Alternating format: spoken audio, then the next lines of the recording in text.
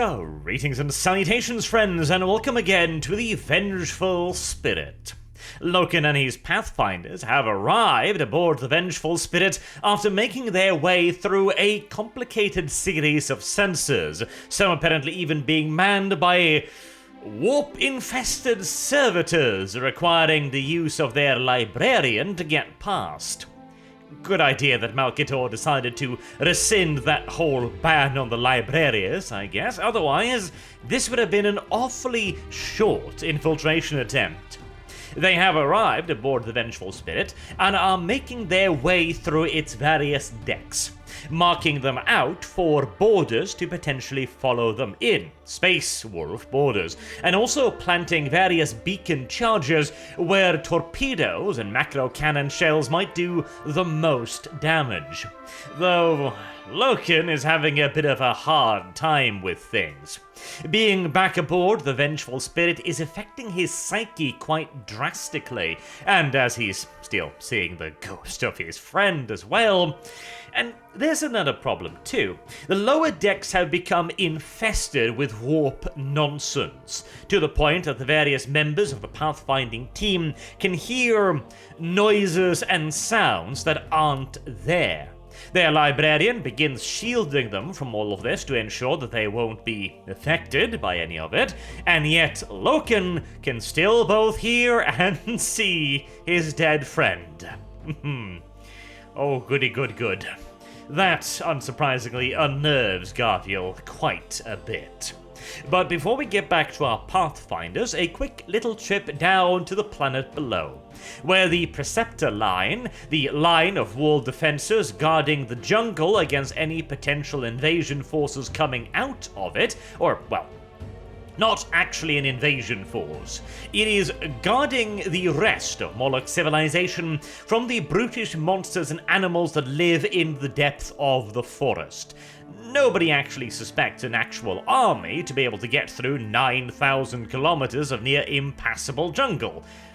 Except, of course, the whole living life-eater virus thing. It drives ridiculously massive hordes of monsters onto the wall, and whilst the wall does everything it can to hold, with tons of entrenched tanks, with knights, with infantry, with war guns, etc., all they really achieve is expending all of their ammunition on the beasts, so that when the Death Guard arrives, really, the only thing to stop them is a handful of knights with melee weapons. Yeah, Mortarion gets past fairly damn easily. I did like this scene, though. Again, I cannot I feel like I'm praising the book too much for just having a bunch of action scenes, but by God, I've missed them. The preceding few books have been way too wordy. Which is a strange critique coming from me, as I have read massive books on the worldwide history of the Napoleonic Wars, which is nothing but wordy nonsense about third world colonies somewhere I've never even heard of. And yet, damn, it's been refreshing to have just good old-fashioned violence and action again. That was one of the first reasons why I started reading Black Library novels like Gotrek and Felix, because they were cool, they were actiony, they were awesome, all kinds of cool shit was happening. Like this, where an army of monsters is assaulting a ginormous gun line. That's cool stuff right there. Unfortunately, again, the actual enemy they were supposed to stop, the Death Guard, just walked straight over it pretty much. The War Master's strategy then has succeeded, but how about Loken and his bunch again? Well, they are moving through the lower recesses of the ship, but they are now starting to get into the more populated areas, trying to mark gun decks and vital areas of the ship where real damage might actually be done. Again, they leave marks for any boarders that might follow them, and they continue to try and leave traces and sensor signals, which I presume are on some sort of delay to be activated via external signal, otherwise surely the Vengeful Spirit would have noticed by now. Oh, there's weird beacons popping up all over this ship. That's odd. What are these? But oh well. There are also various servitors and tech priests and stuff scattered on the lower decks, which are killed quite easily, of course, by the Legionnaires, who are trying to be as stealthy as possible, killing only when necessary, and then disposing of the corpses. But as they get further and further up, the risk of discovery grows immeasurably. During one of their kills as well, something rather interesting is revealed. They kill a gunnery chief servitor, a boss of a gun, essentially, I'm assuming, and they discover that the brain of the servitor has been implanted with pain barbs, motivational barbs. If the gun is not reloading quickly enough, then a jolt of searing anguish delivered straight to the brain's pain center will provide the encouragement. If a gun misses, 2 jolts. And if the gun does it again, the brain is simply fried out, overloaded by pain. Apparently, this was common practice aboard the Conqueror, Angeron's flagship, and yeah, I can see that. I can absolutely see that.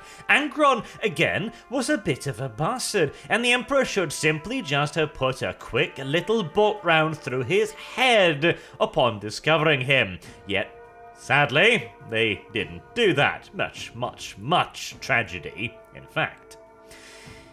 But Loken mentions, because at first this kind of sounds like, alright, business as usual, right? I mean, it's a good way to make sure the gunners remember their duties. No, apparently this had never been needed aboard Lunar Wolf's vessels previously, showing that this is yet another aspect of Horus getting, well, more and more kooky. Man, this book provides us with, like, one point where Horus isn't a ginormous rampaging asshole, and then it gives us like 4 of him being aforementioned ginormous rampaging asshole. At least it tried, I guess.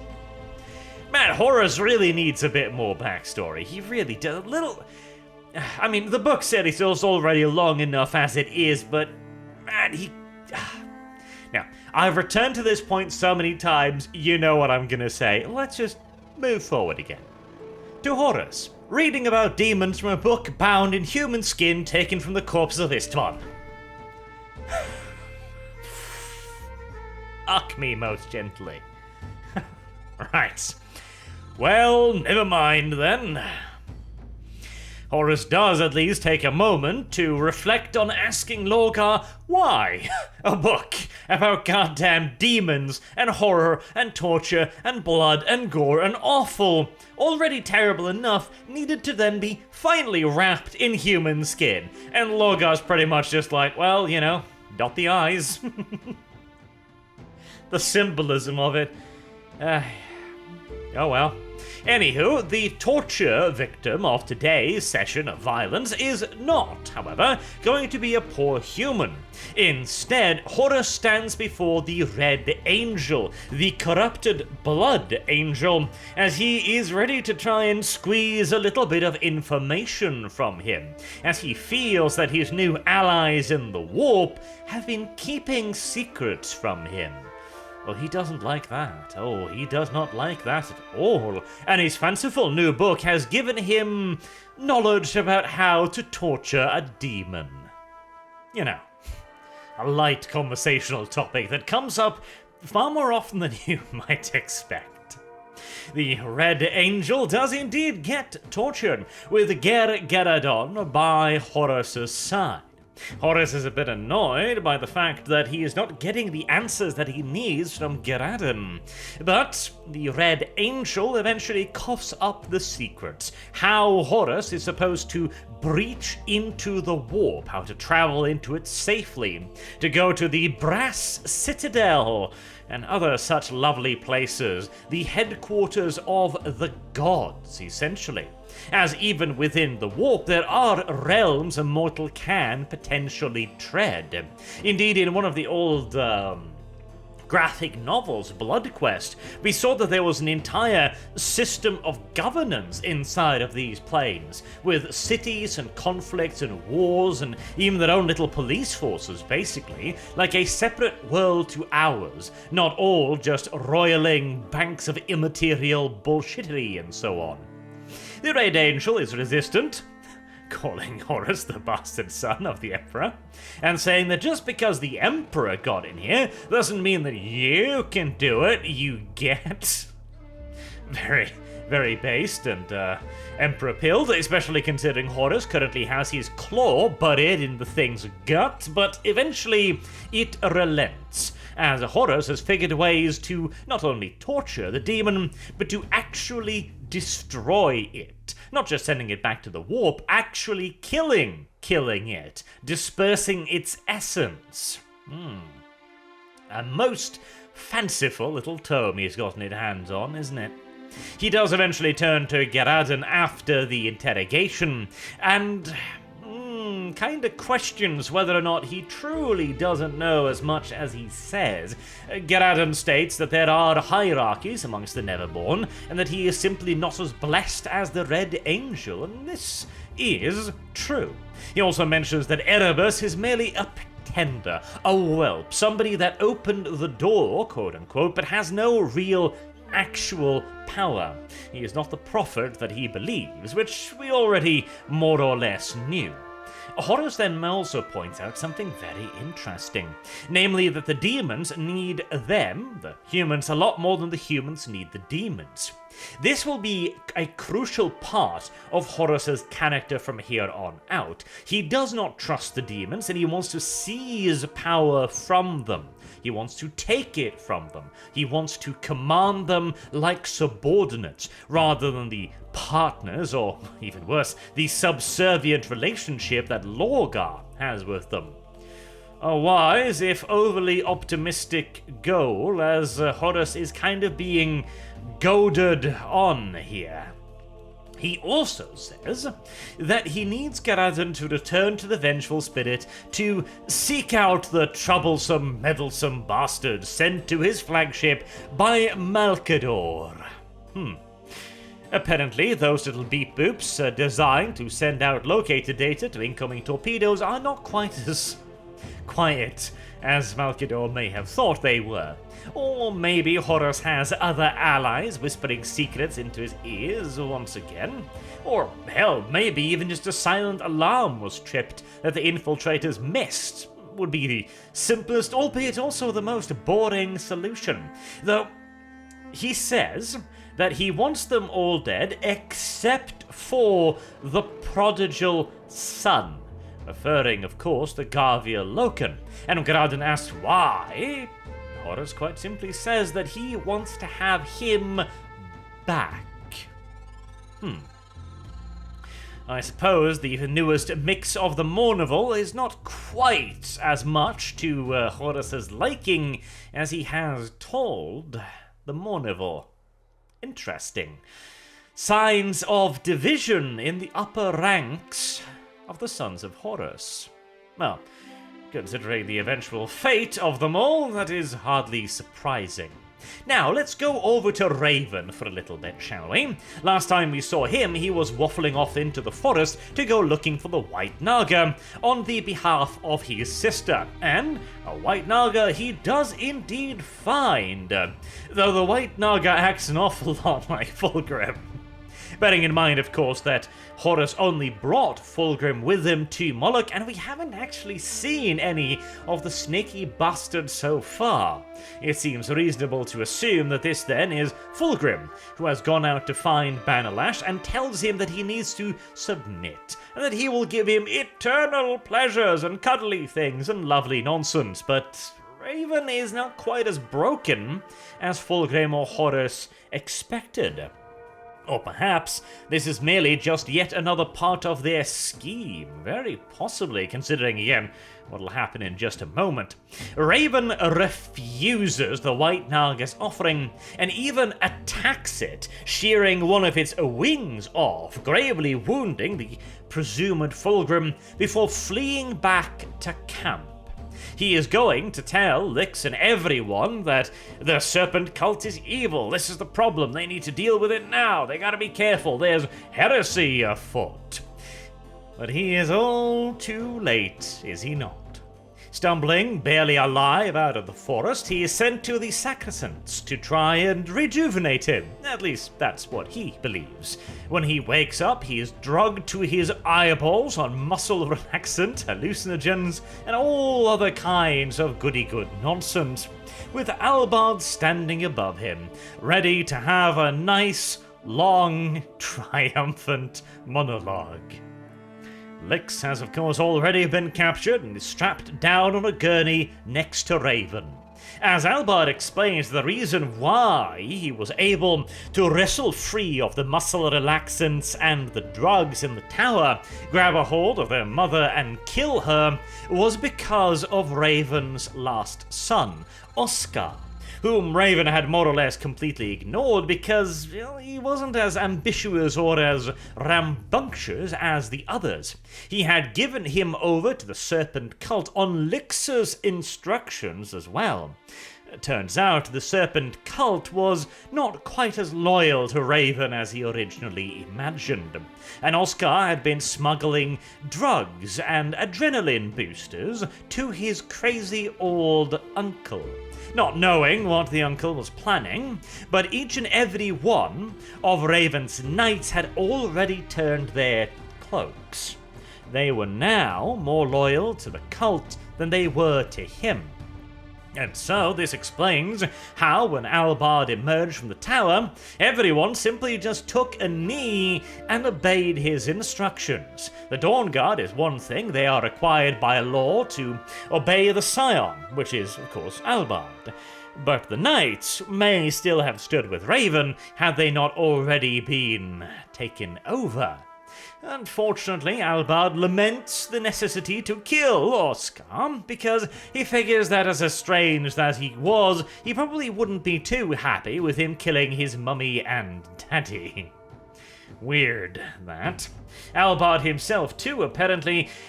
It's not outright mentioned that he is a member of the cult or anything, but he is clearly quite sympathetic towards their goals. Sympathetic enough to talk Oscar over to his side, and sympathetic enough to ensure the loyalty of Raven's remaining knights. It would also explain why he has his weird visions. And it is also revealed that Lix saw Raven marching into war and winning a great victory. Except, as Albard points out, Lix saw Bannerlash, Raven's knight, and now Albard's knight, marching into battle. He has them both executed as he mounts Bannerlash and prepares to march off to his glorious victory, not having the faintest clue who that victory is going to be for. Raven rejected the White Naga's offering because he realized that all it was really offering was servitude and enslavement. A thing that annoys me with a certain anger, but let's not get into that here now. Albard, well, his faculties are not entirely his own, and he is going to be a much easier target for whatever psychic influence is being brought to bear against his faltering mind. And so, the pieces have all fallen into place. Raven has been weakened, was sent away from camp when he might still be able to offer resistance. Mounted on his knight, he would undoubtedly have been able to do quite a lot of damage to Albard's coup attempt, but lost as he was in the jungle, there was nothing he could do. And by the time he came back, the favored puppet had already assumed the throne. Now, as he boards Bannerlash and marches out to do battle with the vile invader, the next part of the plan slots into place. Part of the White Naga's being has seeped into the night. Apparently, Fulgrim was never intended to corrupt Raven Divine, it was intended for Albard. who has none of the resistance that Raven showed. In fact, Albard is invited in to touch the lingering presence at the heart of the machine. The moment he does so, he is overwhelmed by visions. Visions is probably the best term, frankly. What is actually an Imperial army surrounding him with knights and artillery pieces and bombardment cannons, etc., in his mind turns into an army of Moloch's long, distant, proud past. He sees footmen wielding axes. He sees culverins up on the hills shooting fire at the enemy. And his knights, of course, are actual knights, riding huge, powerful destriers. And he is no less than the Storm Lord himself, riding to war at the head of his conquering army. My. Quite some delusions of grandeur, isn't it? This, then, is Horus's grand plan, though whether or not this is Horus's plan is a hint unclear. On the one hand, I suppose we need to accept that, he does this knowingly. Horus doesn't attack this whole massive Imperial army just because he figures he'll win straight up. He has some kind of plan at the back of his mind. But whether or not this is a deliberate plan, as in this is something he has somehow worked out, it's a bit difficult to tell, because he knew this already back during Dwell when he was talking to the dead scholars, because that's why he summoned Fulgrim and said, only your presence will be needed, brother, and you will have a pivotal role to play. So clearly this was planned out to some degree, but how? How the hell could he know about the family intrigues on Moloch? How the hell could he know that Albert has had his brother's child sneaking in stims to him? Like, there's no reasonable way for him to know any of this, unless, of course, he has been told by his allies in the war. But this introduces yet another little bit of a derpy problem, doesn't it?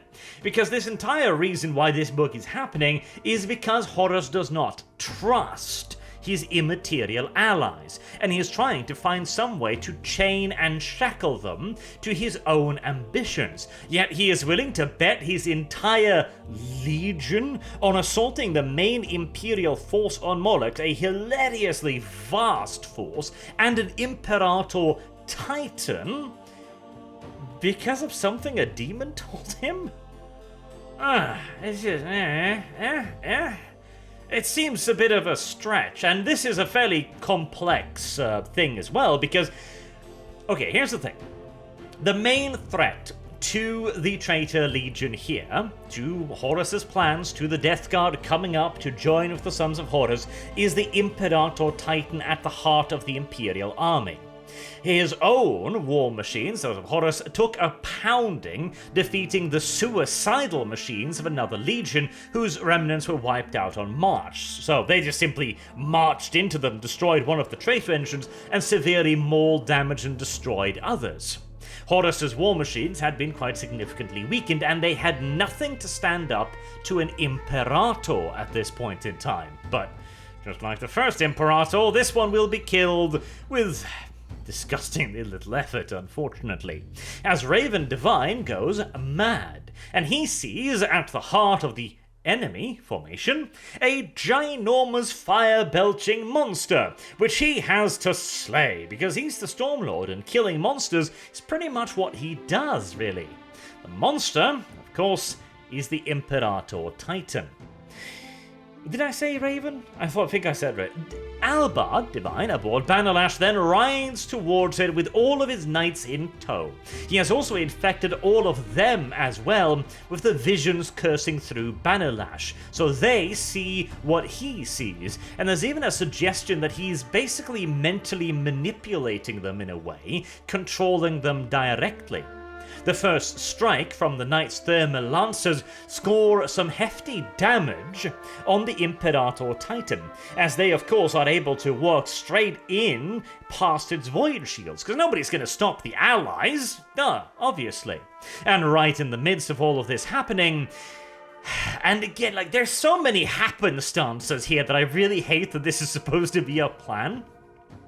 The Principe of the Imperator is readying her main plasma weapon, and just as she's about to fire, she feels the pain caused by the Knight's attack, causing her to lose control of her weapon and detonating it in a huge explosion, tearing her arm off. The weapon arm of the Titan, that is.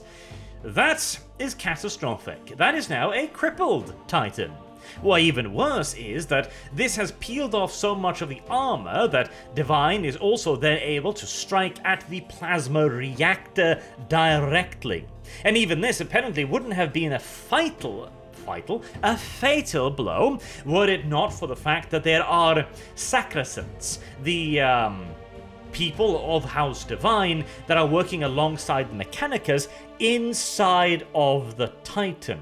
Now, this would of course normally never be allowed, but there was a specific mention earlier on in the book stating that the Sacrosancts had been brought up basically desperately just get the engines ready, we don't have time, we'll take any help we can get.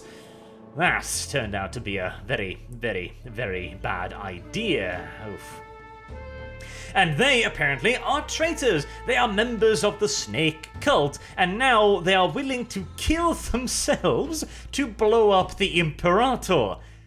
Like, again, this is an awful lot of planning here. This is an awful lot of zealous, suicidal maniacs that need to be willing to be positioned aboard an Imperator Titan with this express purpose of sabotaging it internally, so they needed to start doing this weeks or months ago, and then detonate it, killing themselves in the doing of it.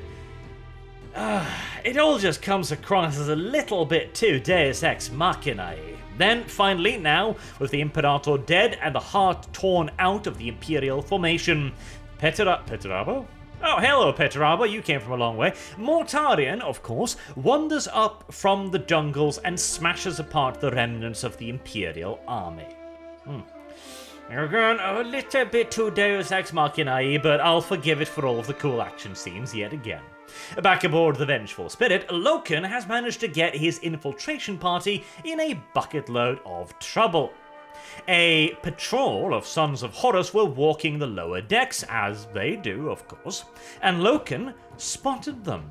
Loken had the opportunity to catch them flat-footed and deal some hefty damage to their squad, and he also had the opportunity to alarm his fellows to perhaps manage to destroy the whole damn thing, as they had done with so many other random little squads and menials, etc. Doesn't, however.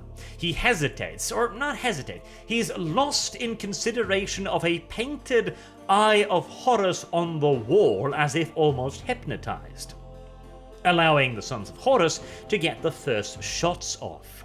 And once they realize that there are infiltrators in their midst, they retreat to a nearby armory to try and vox in the fact that there are infiltrators there, and to call for help.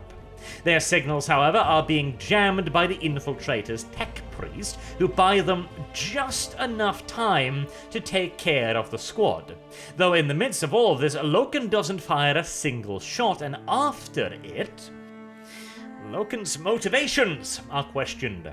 Why did you come along if you're not going to fight? Why didn't you shoot at your fellow brothers, the traitors? Maybe you came here just to rejoin the War Master.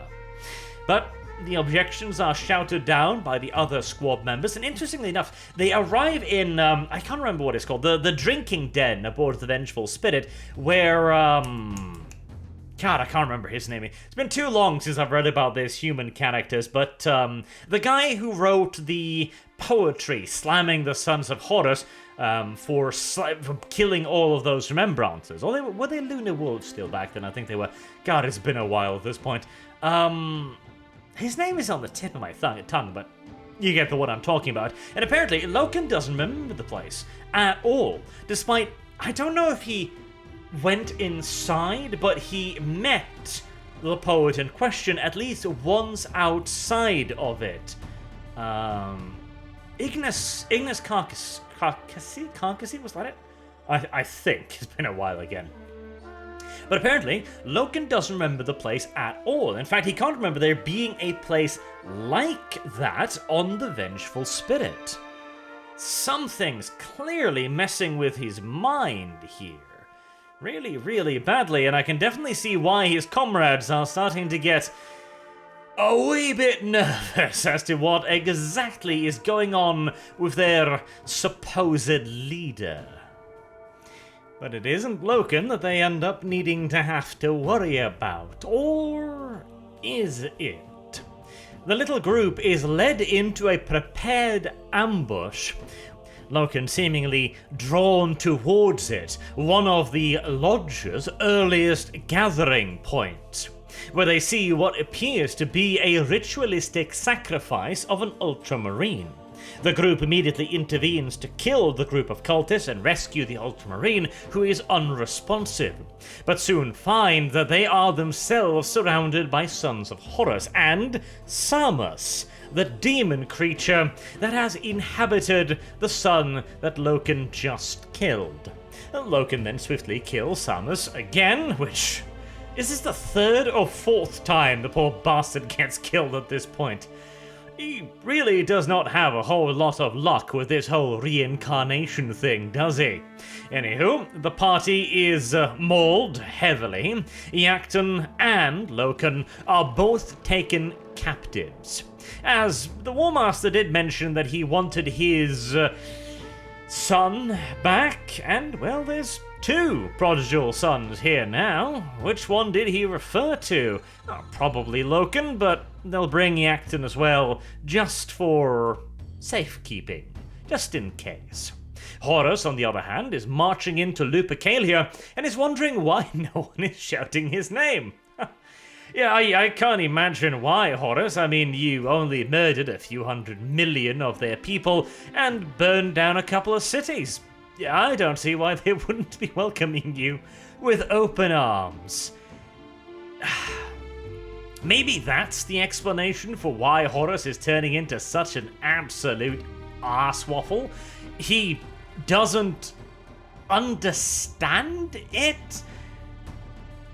I mean, it seems ludicrous, but it wouldn't, I suppose, be the most ridiculous thing that has occurred in the Horus Heresy. Well, a character essentially being unaware of how dreadful their actions are and not being able to figure out why people dislike him now. Again, feels like a stretch, but not necessarily an impossibility, I suppose. Alternatively, it is also possible that Horus doesn't quite... See, I want to say that he doesn't understand what it is he's currently doing. Like, he doesn't understand that he is the traitor now, the War Master, and that they think that he is going to murder every last single one of them for shits and giggles, which... incidentally, he already has done to quite a few people on occasion, so, you know, you can't really rule that out now, can you? And yet he seems mildly confused at that suggestion. Horus, Horus, Horus, you are a puzzling lad.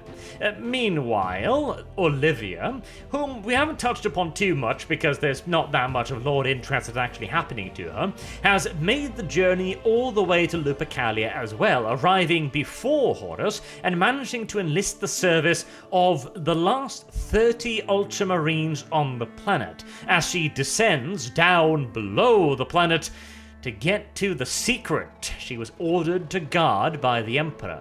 And she had done just that. She states that she has killed 113 people who had been, as she describes it, lured to the place underneath Moloch by the whispered lies and poisons of the place. She explains that there is a gate to the warp directly into it down here. And the way it's described as well, it is stone blocks set into the walls in a tunnel that makes it feel as if it never ends.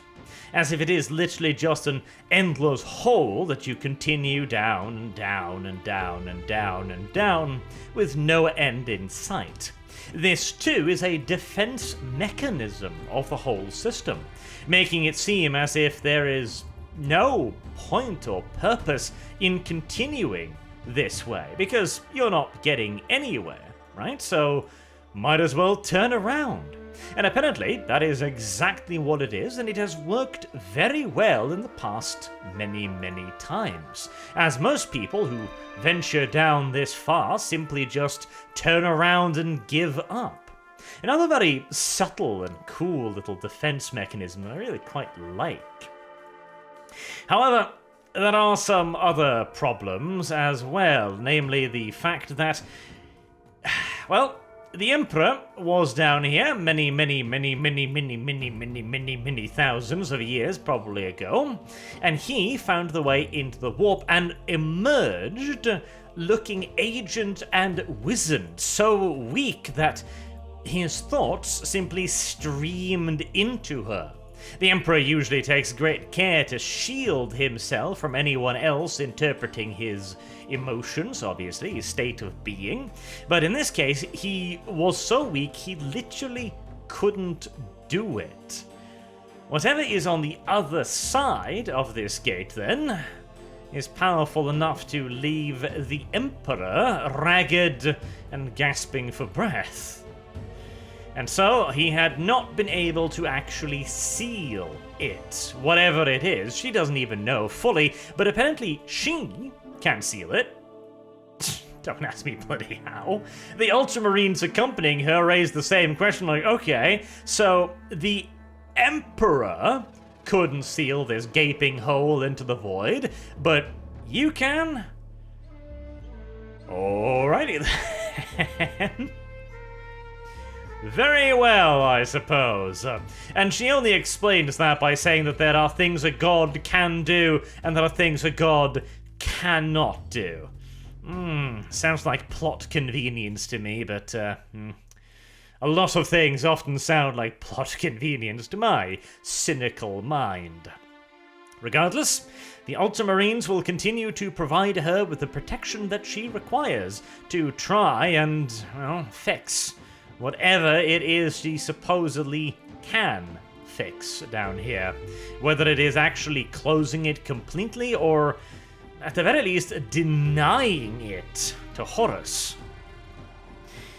Meanwhile, Loken is staring into his friend's face, Tariq Torgarden, or Tariq that was Torgarden, as the creature apparently calls itself. It had been laying in wait in the warp and managed to snap up his soul as he was killed, and therefore it is now able to take on his guise, I suppose, would be the more or less correct term. Alright. Why would a demon want to take on the guise of an Astartes? Because it looks cool, I suppose. Well, this guy is nice, big and strong and stuff. Let's be him. Not as absurd a reasoning as I can potentially imagine, and it does give Loken something else to worry about, so there's always that, isn't it?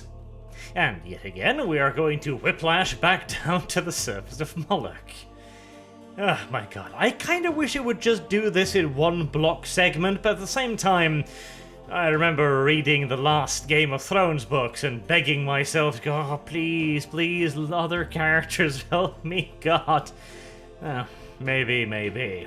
Anywho, Olivia's handful of desperate guardians are not enough to stop Horus Lupercal from bursting down the stairs and to the gateway. 30 Ultramarines may be a monstrous force to most opponents, but not to Horus Lupercal at the head of his elite Justerian Terminators, and Mortarion as well, of course.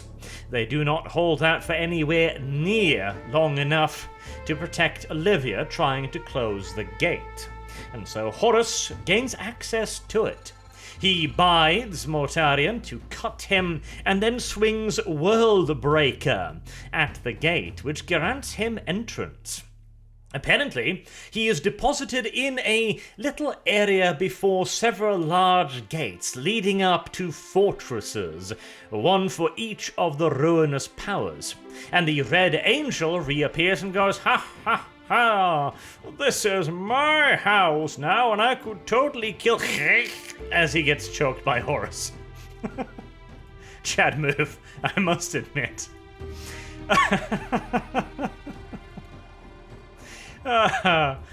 Horus tells the demon thing to shut the hell up and take him to his masters so that he can treat with them directly.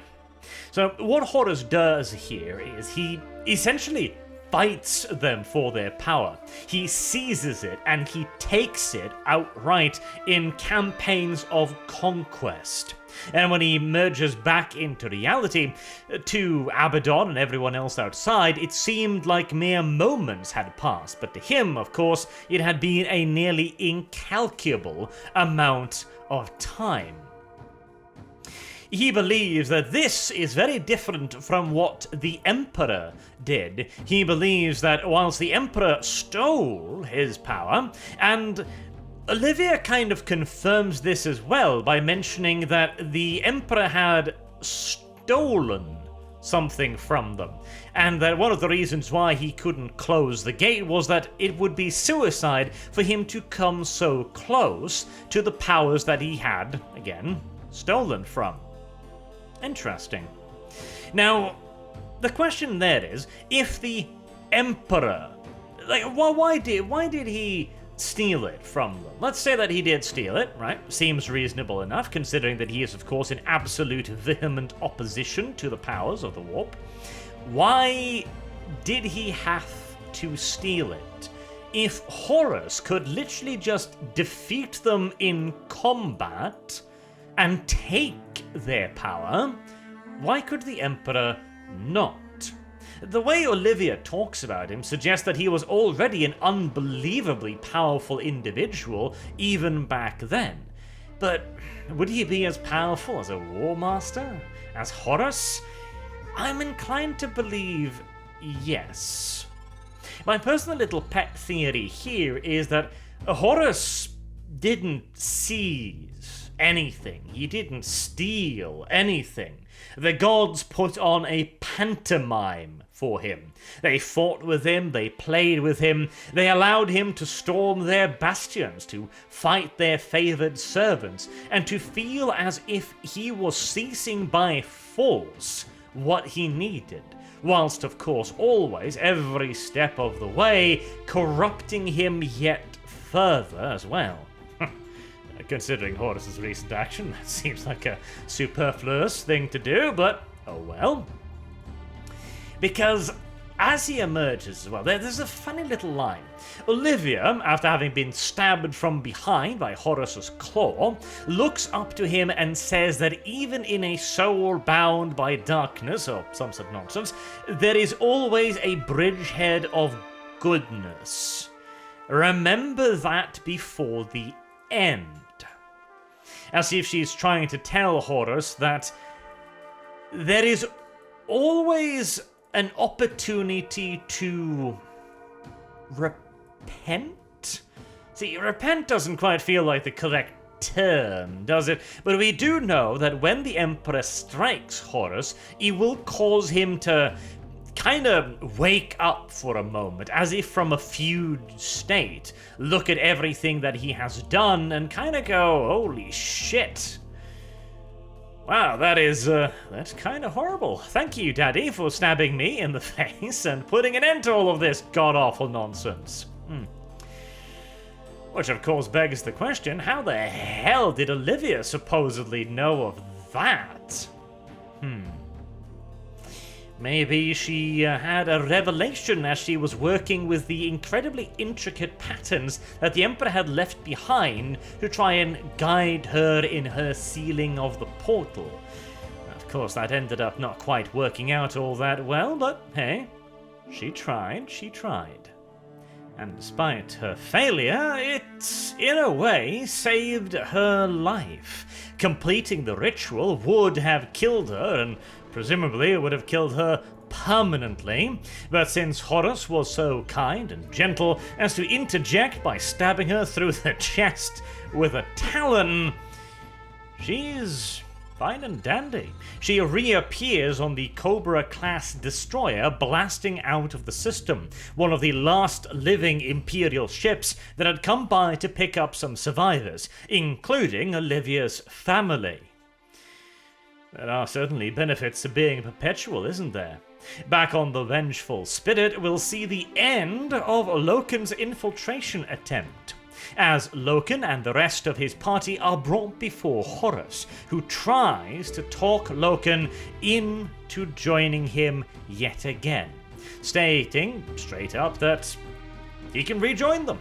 Bygones be bygones, just join me, Loken, and we'll be bestest buddies again.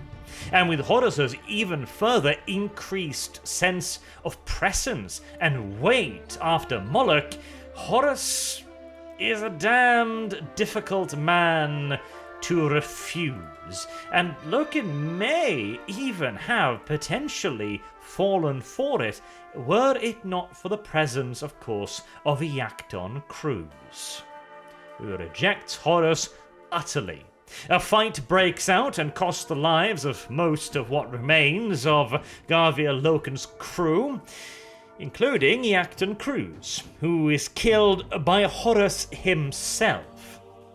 That, then, becomes the final straw that breaks Garvia Loken's back, as he declares that he will fight Horus anywhere he goes, however he can, with any means at his disposal, and he will never stop. As the Tarnhelm, the ship the infiltration squad arrived in, heaves into view outside of her viewing port and fills the entire place with heavy weapons fire. Which, of course, Horus survives.